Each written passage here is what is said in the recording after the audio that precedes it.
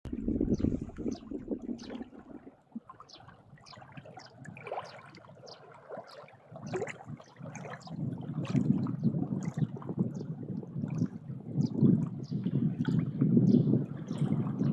ฮายสบายดีพี่น้องสวัสดีเด้อพี่น้องปองปายเบิดสุขูสุคน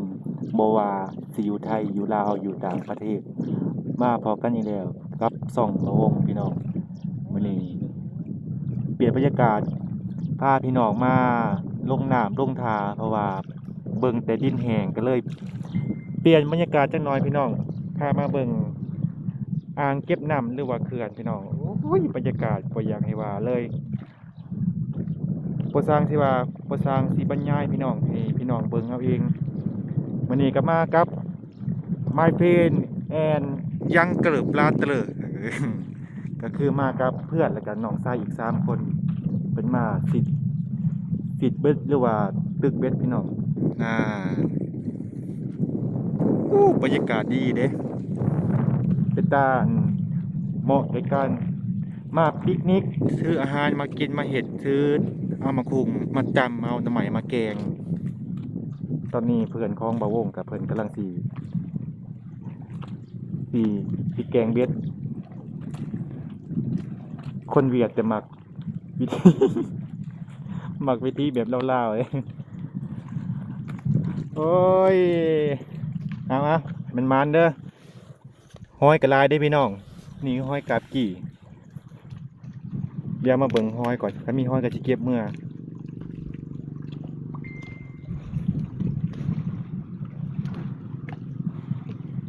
ซุ่มน้องกับกระสิไปตึกเบ็ด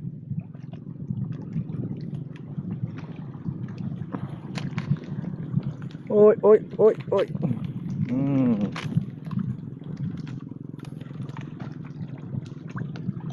ใส่แต่มึงไปงุ่มจังสิได้อ้าวมีกุ้งเนี่ยนะอ้าวกุ้ง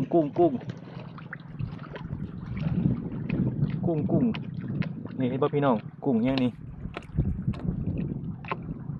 อุดมสมบูรณ์เด้อุ้ยจะเมียนเย็นอันที่เห็นว่าขั้นเขื่อนคิดว่าไก่บ่ไก่ได้พี่น้องประมาณ1 กิโลก็ได้นะนี่บอนทีประวงไทยวงเสาร์นี่เด้ สู้เอ้ย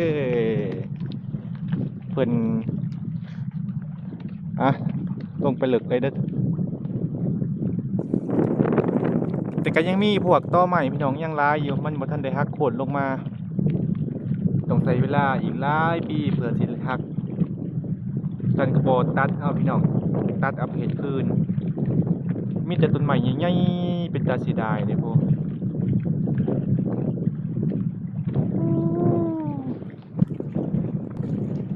บรรยากาศบ่อยากสิว่าเลยเมื่อแรงเพิ่นว่าสินอนอยู่นี่แต่ว่าก็พังเบิ่งตัวจริงพี่น้องพังเบิ่งท่าเบิ่งคนก่อนกันนอนอยู่นี่บ่มีบอนสดเนี่ยฝนตกเปียกอย่างเงี้ยเด้นี่คือลูกม้าตกน้ำเนี่ยอืม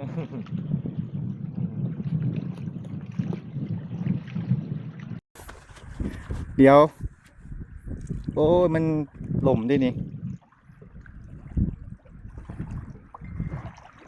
บ่าวงก็เคยมางมหอยอยู่แถวนี้ล่ะตะกี้หอยหลายๆเดี๋ยวพี่น้องเลย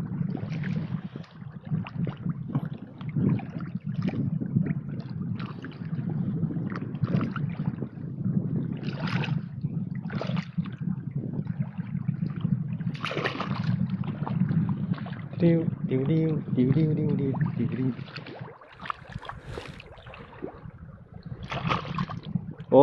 กี่ตัวกันหอยซุ่มนี่มันน่าจะอยู่แถวเลิกๆเด้เลิกกับบรรยากาศลงเนาะ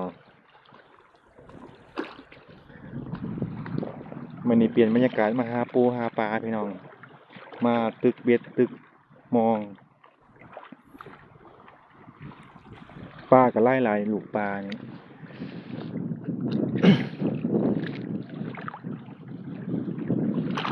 นี่ห้อยนี่พี่น้องนี่แต่บูว่าอยู่ไทยไปเดินห้อยหยังโอ้เล็บมือกัน บ่ว่ากันพี่น้องกันนั้นงมขี้ตมเนาะเดี๋ยวมือมันก็ดำเป็นธรรมดาตะกี้ลายเด้พี่น้องหอยนี่นะมีหอยกับกี่นำนี่น้อยๆเก็บมือพัดบ่มันก็บ่ค่อยลายเด้มันน่าจะอยู่แถวบนเลิกๆนี่พี่น้อง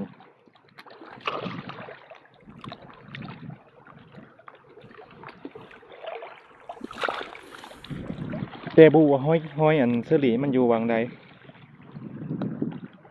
หรือว่าต้องมากลางคืนบ่หรือว่าจังใดจังสิมีหอยเชอรี่เอาไปใส่เพิ่นแล้วบัดนี้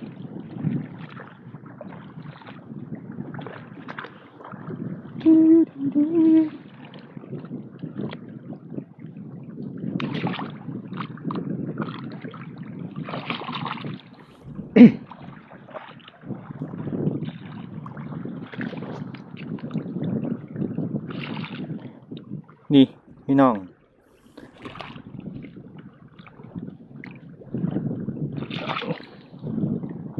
หอยหอยหอยเล็บมาบ่าววงเอิ้นหอยเล็บมา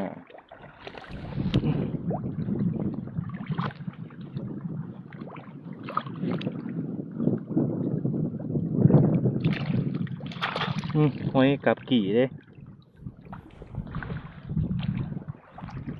เดี๋ยวสิมาหลอกงมหอยก่อนคันมันร้ายก็สิเอาคันบ่ร้ายก็บ่เอาเลย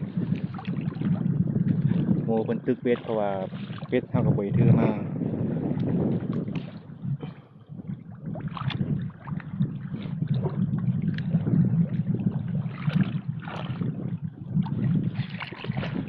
โอ้ยโอ้ยน้ำเป็นตาอาบขนาดเอา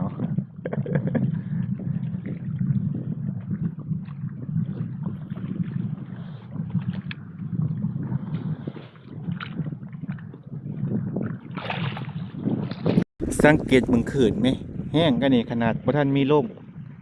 บ่คิดสภาพเลยคันตอนมีลมมันสิแห้งส่ำใดโอ้ยเบิ่งอย่างหนึ่งก็เป็นตาย้านเบิ่งอย่างหนึ่งก็งามแต่ว่าถ้าผู้บ่เคยมาก็ว่าเป็นตาย้านเด้พี่น้องแต่ว่าช่วงบ่าวงยังเรียนอยู่ม.ปลายหรือว่าตอนเรียนอยู่มัธยมก็มาตลอดมาหางมหอยนี่ล่ะมาหาสิดเบ็ดหาหอยตะกี้หลายแห้งเลยพี่น้องหอยนะสังเกตเบิ่งเลยนี่มีแต่เปลือกหอยอันเรียบมาพี่น้ำสัตว์มันขึ้นมาแต่ว่าหอยซุมนี้มักอยู่แถวดินต้มเด้พี่น้องนี่หอยนี่นะหอยเล็บมากับหอยกับกี่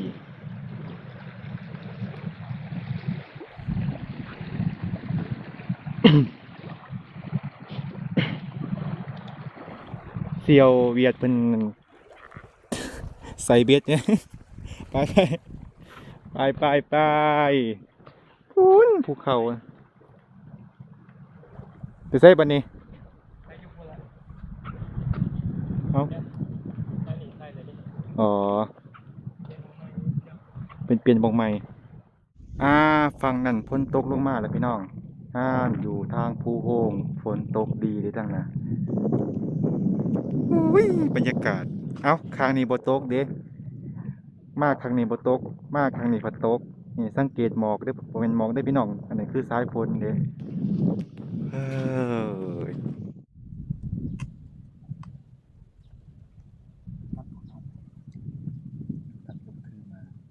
ถือมาอยู่คือเป็นนี่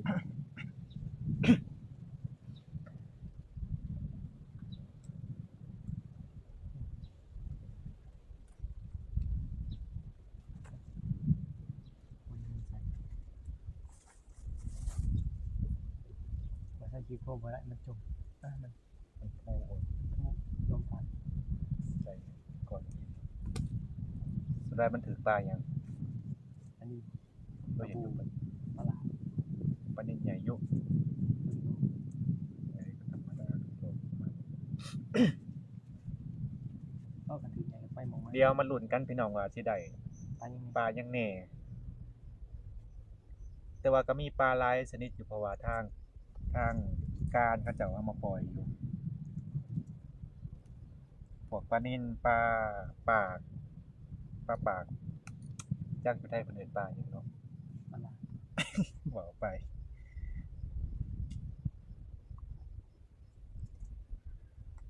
ปลาหยังก็ปลาปากลืมชื่อแล้วอย่าแหละ เลื่อนน้ำกันไปสิได้ปลายังมี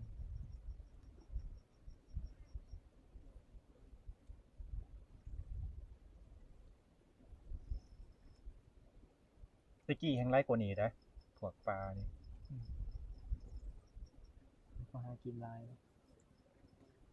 มันก็เป็นแหล่งหากินของชาวบ้านอยู่แหละมันก็ ขอไปนอนกูเด้อนี่ อืม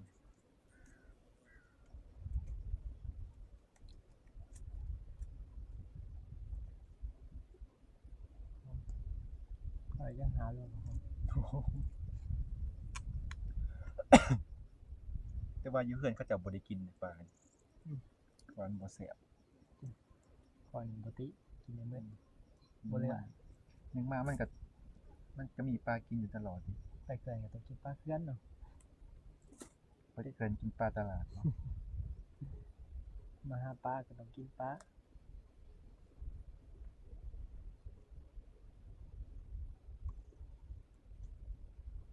อีกอย่างก็ต้องอุ่นว่ามื้อแลงฝนสิตกบ่หรือว่าจังใด บ่ตกแน่นอน โอ้ยบ่ยังบ่แน่บ่นอนดอก ปกตินั่นน้ำน่ะเต็มเบิดเลยแถวนี้นะ คันพ้นบ่พ้นนี่ก็บ่ติดมาสักเม็ดหนึง โอ้กับแม่น้ำนี่ใส่สิฮอดเม็ดว่าเพิ่นบ่สิกลางวัง สิร้อยไปใส่ เฮ้ยมาเฮ็ดเด้อ สินงเสียซูชิ เตรียมพร้อม เตรียมเตรียมพร้อมเว้ยมีเสื้อชูชีพนำเสื้อแบบว่ามืออาชีพ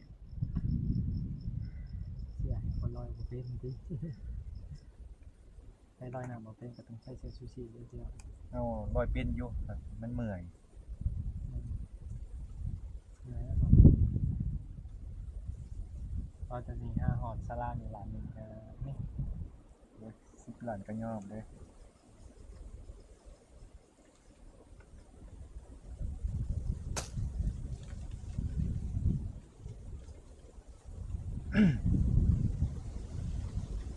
อันนี้ก็เป็นครั้งแรกที่มาน้ำเพิ่นจริงๆเพิ่นก็ส่วนตลอดนั่นแหละครับบ่ได้มาบวกกับช่วงนี้กับฝนบ่ตก แม่น สงสัยสิบ่ได้เฮ็ดนานะปีนี้สงสัยใจหวานเอาเพราะว่ากาที่ตกไว้มันก็บังเบิดแล้วบ่บังก็ตายบ่ตายก็บังรู้จักกาบังรู้จักอยู่ ตายนี่ กาบังก็คือการเป็นขอเด้มันนำบ่ได้มันบ่แตกกอ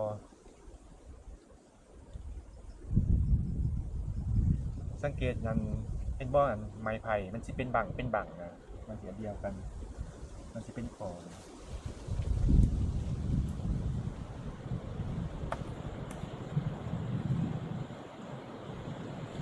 ตาย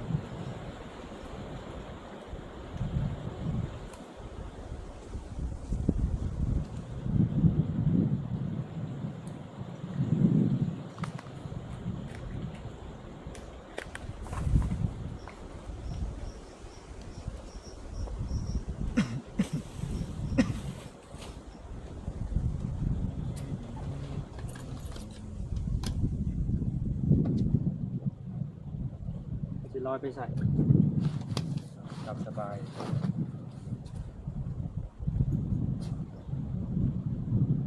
เช่นก่อน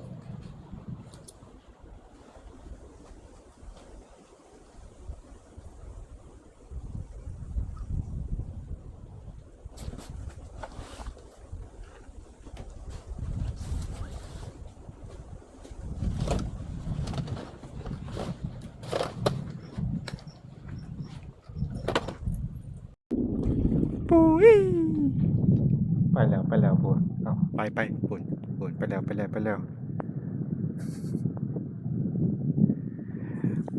ากาศแบ็กกราวด์พี่น้องคือว่าพื้นหลังมันโอ้งามเลยเสียดายมันมีตอใหม่ มันก็เลยบังทิวทัศน์เบิดต้องทาให้ต้นไม้มันหักล่มเบิดจังสิงามพี่น้องแต่บ่ฮู้อีกว่าอีกจักปี อ่เสียงนั่นว่าจังตัวหยังเสียงบับพะโลอิหยังเอ่อ